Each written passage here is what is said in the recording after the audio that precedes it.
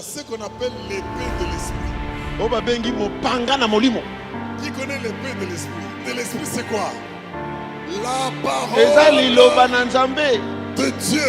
L'esprit habite en vous. Il va vous inspirer. Il va vous pousser à parler. Et quand vous parlez de sa parole, libérez une épée.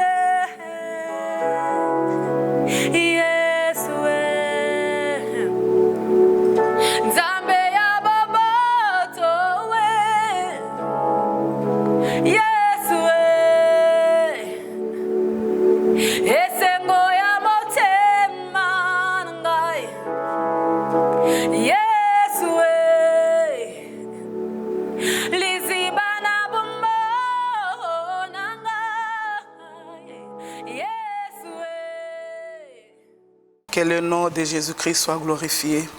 Nous bénissons le Seigneur par rapport à ce temps où le Seigneur nous prépare à la Pentecôte.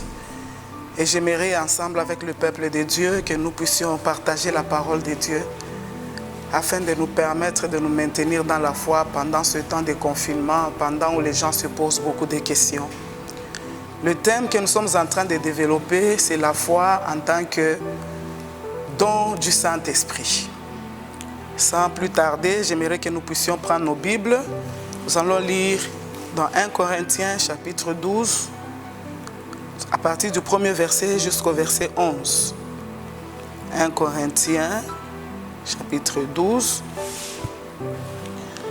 La Bible nous dit, pour ce qui concerne les dons spirituels, je ne veux pas, frères, que vous soyez dans l'ignorance. Vous savez que lorsque vous étiez païens, vous vous laissiez entraîner vers les idoles muettes selon que vous étiez conduits. C'est pourquoi je vous déclare que nul, s'il parle par l'Esprit de Dieu, ne dit Jésus est anathème, et que nul ne peut dire Jésus est le Seigneur si ce n'est par le Saint-Esprit. Verset 4. Il y a diversité de dons, mais le même Esprit. Diversité de ministères, mais le même Seigneur. Diversité d'opérations, mais le même Dieu qui opère tout en tous. Or, à chacun, la manifestation de l'Esprit est donnée pour l'utilité commune. En effet, à l'un est donné par l'Esprit une parole de sagesse, à un autre une parole de connaissance selon le même Esprit, à un autre la foi par le même Esprit, à un autre le don de guérison par le même Esprit, à un autre le don d'opérer des miracles, à un autre la prophétie, à un autre le discernement des esprits, à un autre la diversité des langues, à un autre l'interprétation des langues. Un seul et même esprit opère toutes ces choses, les distribuant à chacun en particulier comme il veut.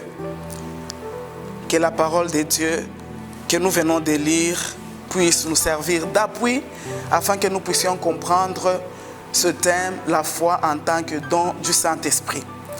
Alors j'aimerais bien aimer dans le Seigneur que nous puissions comprendre que la foi en tant que don du Saint-Esprit ne doit pas nous maintenir seulement au niveau de don, comme étant quelque chose qui est un acquis pour nous et dont nous ne savons pas nous servir.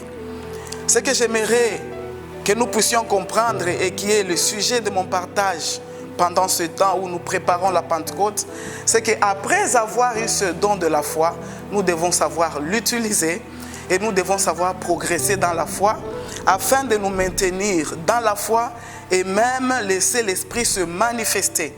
Parce que, comme nous venons de lire, la Bible nous dit que l'Esprit manifeste sa force au travers le don du Saint-Esprit. Lorsque nous revenons un peu en arrière concernant le don du Saint-Esprit, nous voudrions voir comment l'historique de la venue du Saint-Esprit s'est passé. Lorsque nous lisons Jean chapitre 16, le verset 7, Jésus nous a promis le Saint-Esprit. Il a promis aux disciples, il a dit, « Il est avantageux que je m'en aille. Si je m'en vais, le Saint-Esprit viendra. Et si je ne m'en vais pas, le Saint-Esprit ne viendra pas. » Et nous avons déjà tous constaté que le Saint-Esprit est déjà venu. Parce que lorsque nous sommes dans Actes chapitre 1er, la Bible nous dit que pendant qu'ils étaient tous unis en prière à la Pentecôte, ils étaient dans la chambre haute, ils ont vu sur eux le feu descendre, ils ont vu sur eux les flammes de feu descendre et l'Esprit est descendu. Ils se sont tous mis à parler en langue. Alors j'aimerais que nous puissions lire ce passage-là de Actes chapitre 1er. Là nous allons lire du 4e au 8e verset, c'est très important. La Bible nous dit ceci, Actes chapitre 1er, le verset 4 à 8. La Bible nous dit, comme il se trouvait avec eux, il leur recommanda de ne pas s'éloigner de Jérusalem, mais d'attendre ce que le Père avait promis. Ce que je vous ai annoncé, leur dit-il, car Jean baptisait d'eau, mais vous, dans peu de jours, vous serez baptisés du Saint-Esprit. Alléluia. Et la Bible nous dit,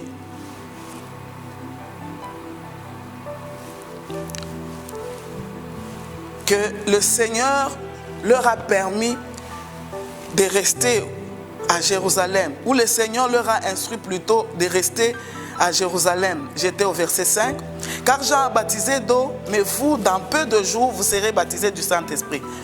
Le verset 6 dit, alors les apôtres réunis lui demandèrent, Seigneur, est-ce en ce temps que tu rétabliras le royaume d'Israël? Il leur répondit, ce n'est pas à vous de connaître le temps ou les moments que le Père a fixé de sa propre autorité. Le verset 8, mais vous recevrez une puissance, le Saint-Esprit survenant sur vous, et vous serez mes témoins à Jérusalem, dans toute la Judée, dans la Samarie et jusqu'aux extrémités de la terre. Bien-aimés, lorsque nous voyons l'instruction du Seigneur Jésus concernant la venue du Saint-Esprit, l'objectif du Seigneur Jésus, ce n'est pas seulement de recevoir le don, c'est d'être les témoins de Jésus. Au fait, l'objectif du Saint-Esprit, ce n'est pas pour que nous puissions nous approprier ces dons-là, pour que nous puissions dire, moi j'ai le don des foi, moi j'ai le don des miracles, moi j'ai le don des guérisons. Au fait, ce sont les dons du Saint-Esprit qu'il nous donne pour le service du royaume. C'est pour que nous puissions servir le peuple de Dieu. C'est pour que nous puissions servir les intérêts de Dieu que le Saint-Esprit est venu vers nous afin de nous communiquer sa force, afin de nous communiquer sa puissance. Alors bien aimé, lorsque Jésus était avec les disciples, avant qu'ils ne puissent monter, il leur a dit, ne vous éloignez pas de Jérusalem. Alléluia. C'est quelque chose de très fort qu'il a demandé aux disciples. Il dit, ne vous éloignez pas de Jérusalem, alors que c'est à Jérusalem où Jésus a été tué. C'est là où il a été crucifié. C'est à Jérusalem où il y avait la terreur. C'est à Jérusalem où les disciples avaient un mauvais souvenir. Nous nous rappelons des 2 disciples d'Emmaüs qui, ayant connu toute cette déception, ils ont vu la mort de Jésus. Ils ont vu comment les principaux sacrificateurs ont crucifié Jésus. Et tout ce qui s'est passé à Jérusalem a créé le désespoir en eux. Les 2 disciples ont quitté Jérusalem pour commencer à se rendre à un autre village loin de Jérusalem. Mais cependant, Jésus leur a laissé l'instruction de ne pas quitter Jérusalem. Ce que je vais nous faire comprendre, c'est quoi, bien-aimés? C'est que il y a des endroits prévus, il y a des lieux prévus où le Seigneur s'est programmé de nous visiter. Il y a des endroits appropriés, des environnements appropriés où le Seigneur s'est proposé de nous visiter. Le diable peut y déverser sa terreur. Le diable peut faire tout pour vous éloigner de votre bénédiction. Mais ici, j'aimerais que nous puissions comprendre que l'instruction de Jésus était importante. Pourquoi? Parce que le Saint-Esprit devait survenir sur eux à Jérusalem et non pas ailleurs. Alors j'aimerais, toi qui es en train de me suivre pendant ce temps, peut-être par rapport à ce temps de confinement, tu es aussi tombé dans le découragement. Tu te poses beaucoup de questions. Qu'est-ce qu'il faut que je fasse et tout.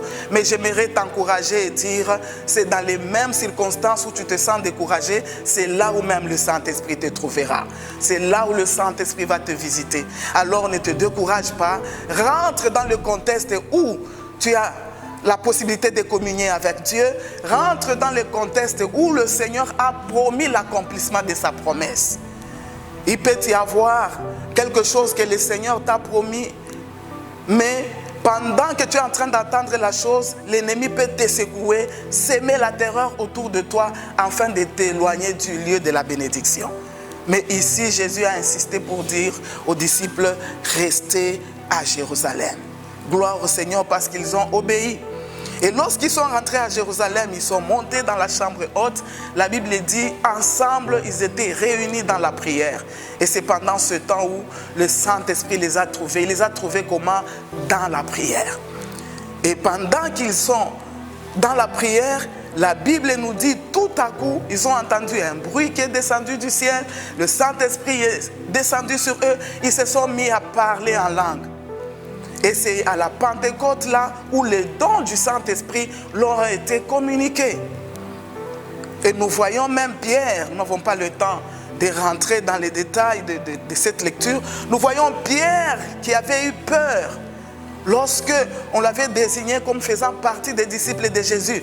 Le même Pierre, devant le même environnement, parce qu'il a reçu le don du Saint-Esprit, parce qu'il a reçu la force du Saint-Esprit, parce qu'il a été revêtu du Saint-Esprit, Pierre s'élève pour évangéliser. Et ce jour-là, 3000 âmes ont été gagnées pour le Seigneur. Alléluia. Alors j'aimerais bien aimer que nous puissions comprendre que l'importance de la manifestation du Saint-Esprit, c'est pour nous amener à travailler. C'est pour nous amener à gagner les âmes. C'est pour nous amener à guérir les malades. C'est pour nous amener à délivrer les captifs. Ici, bien fort, le don de la foi, c'est pour nous maintenir dans notre relation avec Dieu. C'est pour nous maintenir dans le ministère. Donc, nous ne voulons pas que pendant ce temps que tu puisses faire naufrage, mais nous voulons que tu te maintiennes dans la foi parce que le Saint-Esprit est là pour te fortifier. Alors, ma préoccupation ce soir, c'est pas beaucoup plus par rapport à la venue du Saint-Esprit sous les disciples, mais c'est beaucoup plus à la présence du Saint-Esprit dans ta vie, toi qui es en train de me suivre maintenant. Certes, tu as reçu quelque chose de la part du Seigneur. Certes, tu es en train de servir le Seigneur. Mais j'aimerais te dire que l'objectif du Seigneur, c'est que le Saint-Esprit en toi, que tu puisses te maintenir dans la foi.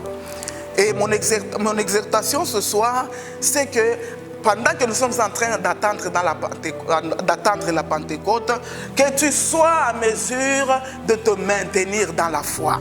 Et j'aimerais partager avec toi comment te maintenir dans la foi. Tu ne vas pas me dire, non, moi tout va bien parce que je servais déjà le Seigneur.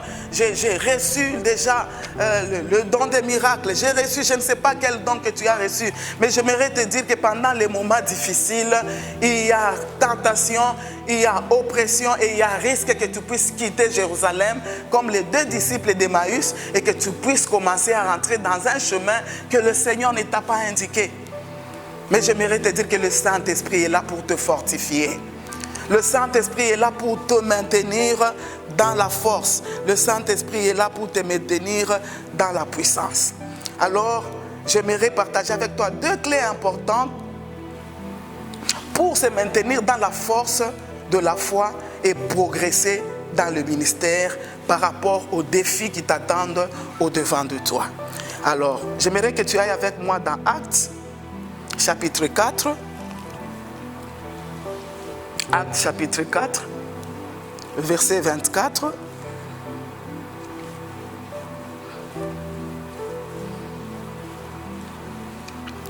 Le verset 24. Et puis nous allons lire aussi le verset 29 jusqu'à 31. La Bible nous dit, lorsqu'ils l'eurent entendu, ils élevèrent à Dieu la voix, tous ensemble, et dirent, Seigneur, toi qui as fait le ciel, la terre, la mer, et tout ce qui s'y trouve, c'est toi qui as dit par le Saint-Esprit, par la bouche de notre Père, ton serviteur David, pourquoi ce tumulte parmi les nations et ces vaines pensées parmi les peuples? Les rois de la terre se sont soulevés et les princes se sont ligués contre le Seigneur et contre son oint.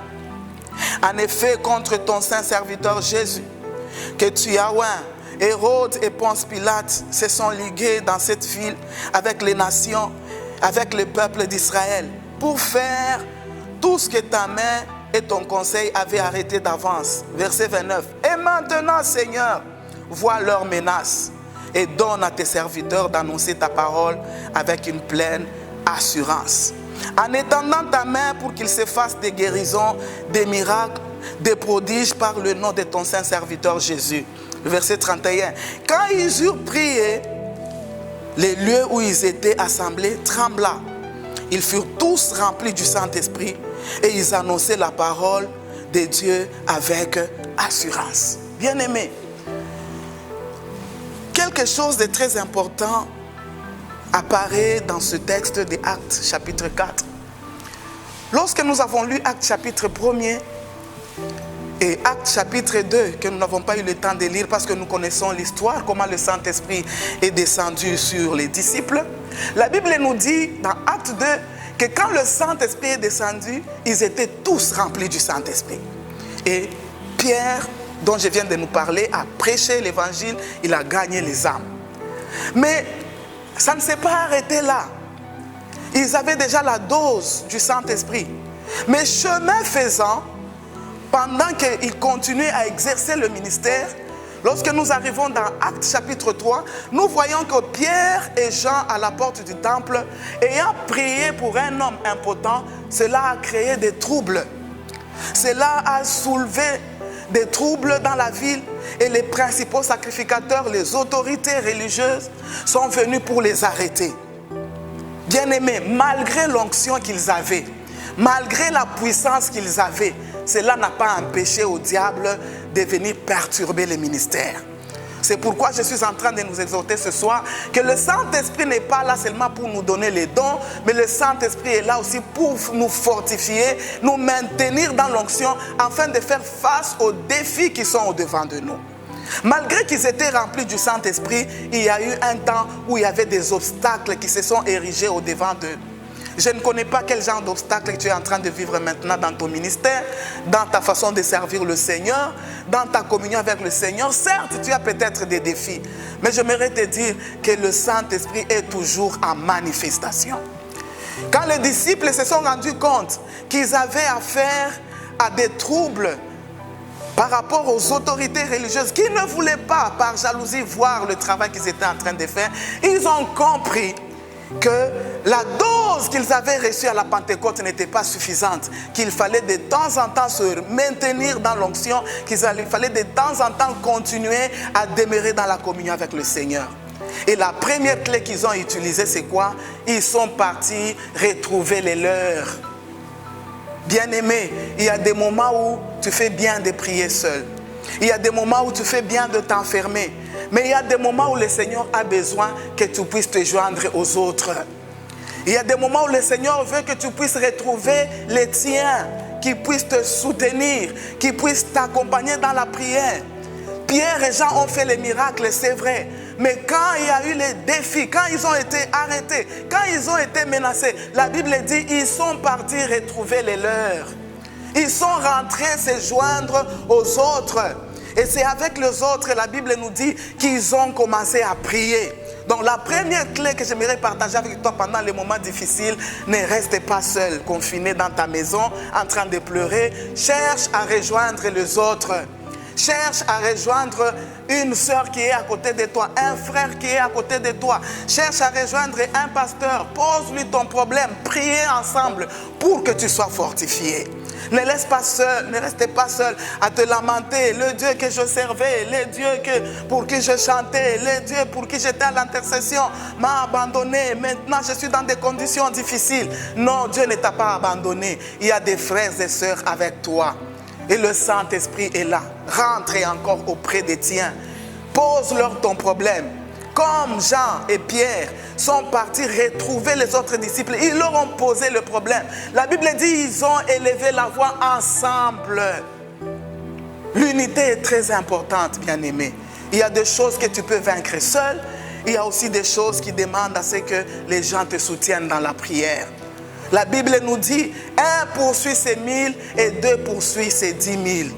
Alors ce soir, je t'exhorte à pouvoir te maintenir dans la foi par la clé de l'unité. Ne sois pas isolé, mais cherche à rejoindre les autres. Même pendant le confinement, il n'y a pas de culte, c'est vrai. Mais tu peux avoir dans le quartier quelqu'un qui peut être à côté de toi. Même au téléphone, tu peux appeler quelqu'un sur WhatsApp. Pasteur Carmel, Pasteur Alex, oh Dédi, l'archevêque Diamant, oh telle sœur, je ne sais pas. Je traverse un problème de santé, je ne sais pas quel problème. Priez ensemble et le Saint-Esprit va vous fortifier. La deuxième clé, bien aimé, la Bible dit, ensemble ils élevèrent la voix et ils prièrent. La deuxième clé, c'est la prière. La prière avec ardeur. La prière persévérante. Pas la prière où tu pries, tu ne comprends même pas pourquoi tu es en train de prier.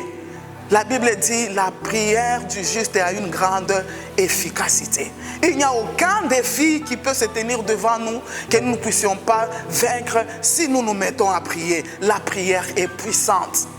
Alors ne dis pas, j'avais déjà prié, mais malgré mes prières, je vois encore des problèmes. Bien aimé, aussi longtemps que tu seras sur la terre, le diable ne te laissera pas tranquille. Mais j'ai une bonne nouvelle pour toi. Même si le diable est au-devant de toi, le Saint-Esprit est toujours en manifestation. Depuis que le Saint-Esprit était descendu sur les disciples, il n'est jamais rentré au ciel. Il est avec nous sur la terre pour nous fortifier. Il est avec nous sur la terre pour nous donner ses énergies, pour nous donner sa force. Donc avec le Saint-Esprit, nous pouvons encore rebondir. Pierre et Jean ne se sont pas plaints pour dire, Seigneur, nous te servons, pourquoi tu as permis qu'on nous arrête? Non, non, ils ont compris qu'il faut prier. Ils sont partis, ils ont prié ensemble. La Bible dit, le lieu où ils étaient trembla et ils furent remplis du Saint-Esprit. Est-ce qu'il y avait-il encore besoin d'être remplis du Saint-Esprit? Si la dose de la Pentecôte était suffisante, pourquoi ils sont encore allés prier? Parce qu'ils ont compris que les défis de la vie continue à se manifester, alors il faut que l'onction aussi continue à se manifester. Alors il ne faut pas se confiner dans les pleurs, il ne faut pas se confiner dans les soucis, dans le désespoir. Il faut remonter dans la prière. Et ce soir, je suis venu prier avec toi pour que le Saint-Esprit puisse te faire rebondir. Que l'esprit de prière soit sur toi ce soir, afin que tu comprennes qu'à la Pentecôte, il y avait une dose, c'est vrai. Mais tous les jours, nous vivons la Pentecôte. Tous les jours, le Saint-Esprit est avec nous. Tu n'es pas seul. Pendant que tu te crois abandonné, mais le Saint-Esprit est avec toi. Donc ne te dis pas, c'est fini pour moi, je n'ai plus de force. Mais la Bible nous dit que quand les disciples ont prié, ils ont commencé à annoncer la parole de Dieu avec assurance. Et la Bible dit une grande grâce reposait sur eux. Ils avaient reçu la force. Et la Bible nous dit que personne n'osait se joindre à eux. Les mêmes personnes qui les terrorisaient, ils n'osaient plus se joindre à eux. Pourquoi? Parce qu'après la prière, la terreur de Dieu a commencé à les accompagner. Après la prière, les énergies du Saint-Esprit ont commencé à les accompagner. Après la prière, leurs cœurs ont été fortifiés. Bien-aimé, ne t'arrête pas à la première dose. Ne t'arrête pas aux premières manifestations. prie encore. Quand tu as encore un problème, prie. La prière a toujours résolu les problèmes difficiles. La Bible nous dit que Pierre avait été arrêté après que Hérode a tué Jacques. Il a trouvé que cela a plu aux Juifs. Il a encore arrêté Pierre.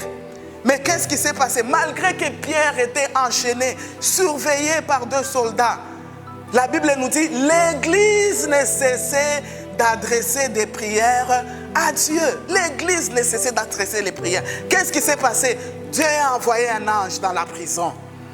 Et la prière a secoué le ciel en faveur de Pierre. Y a-t-il un problème qui te complique maintenant? Les anges de Dieu sont toujours disponibles.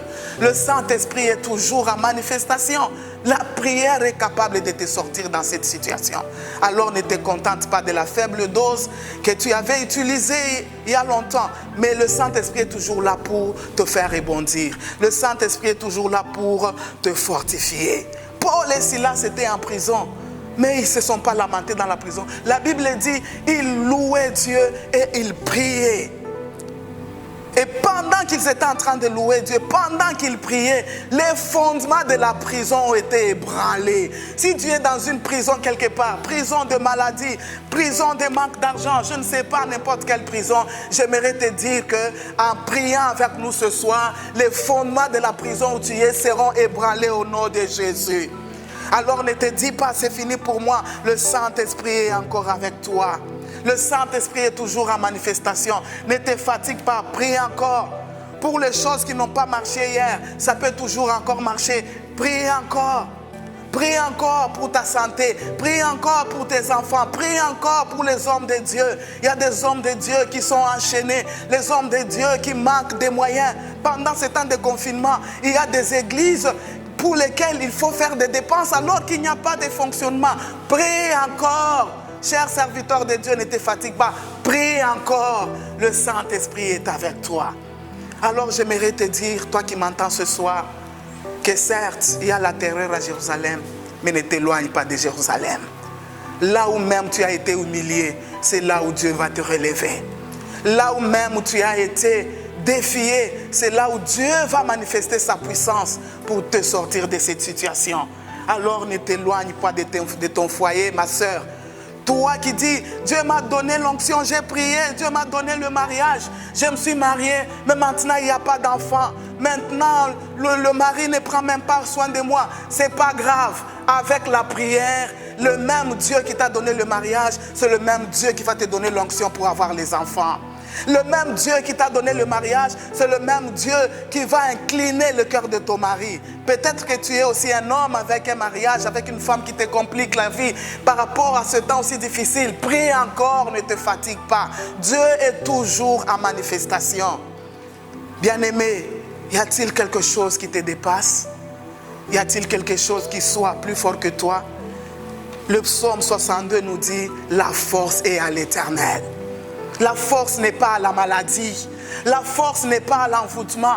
La force n'est pas à la crise. Mais la force est à l'Éternel. Il suffit que tu puisses renouer ta communion avec Dieu. Cette énergie du Saint-Esprit va encore te faire rebondir. Les choses que tu voyais comme étant des géants au-devant de toi, tu le verras si petit et tu vas les vaincre parce qu'avec Dieu, nous allons faire des exploits. Et ce soir, je t'exhorte à la prière. J'aimerais que tu puisses prier avec moi. Parce que je crois que là où tu es, pendant que tu es en train de me suivre, le Saint-Esprit est en train de te fortifier. Le Saint-Esprit est en train de te faire rebondir. Le Saint-Esprit est en train de t'accompagner. Alors j'aimerais que tu puisses lever tes mains. Nous allons encore prier.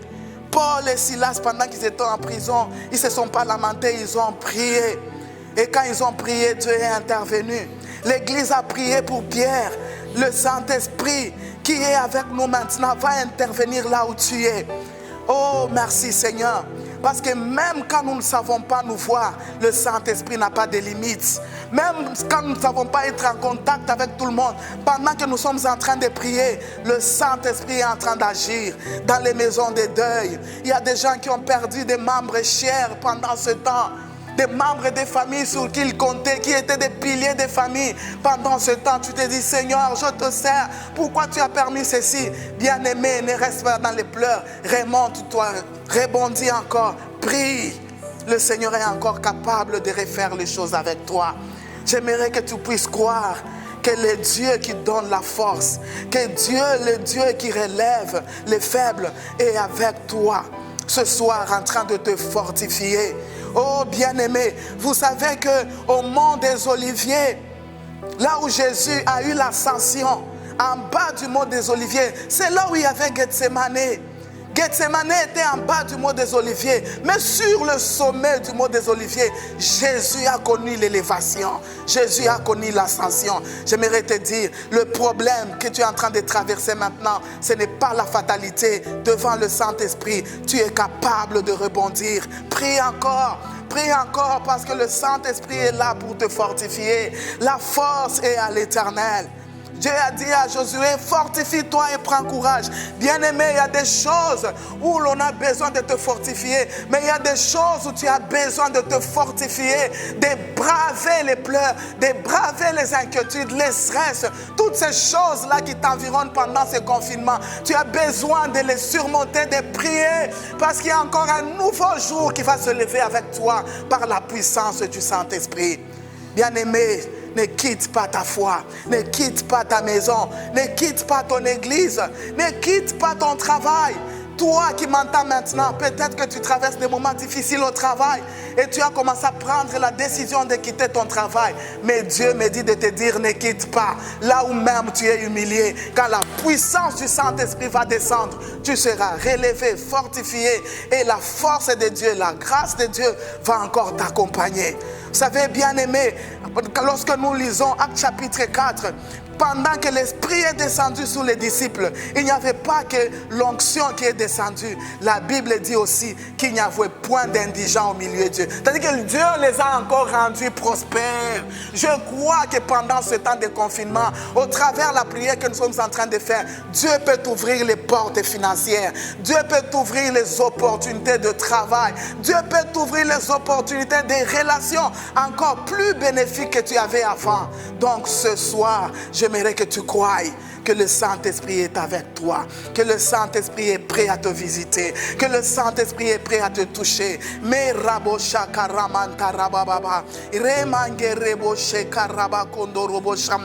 une forte grâce reposait sur eux. Et je prie que ce soir, qu'une forte grâce repose sur toi qui m'entends pendant ce temps. Qu'une forte grâce repose sur le Seigneur avec assurance. Que tu serves le Seigneur avec courage. Mais il faudra que tu te lèves de ton deuil. Il ne faut pas que tu puisses rester là à te lamenter. La solution n'est pas dans les lamentations. La solution n'est pas dans les plaintes. Mais la solution est dans la prière. Quand tes genoux vont être par terre, quand tes mains seront levées au ciel, le Dieu du ciel te viendra au secours. Le Saint-Esprit va manifester sa force.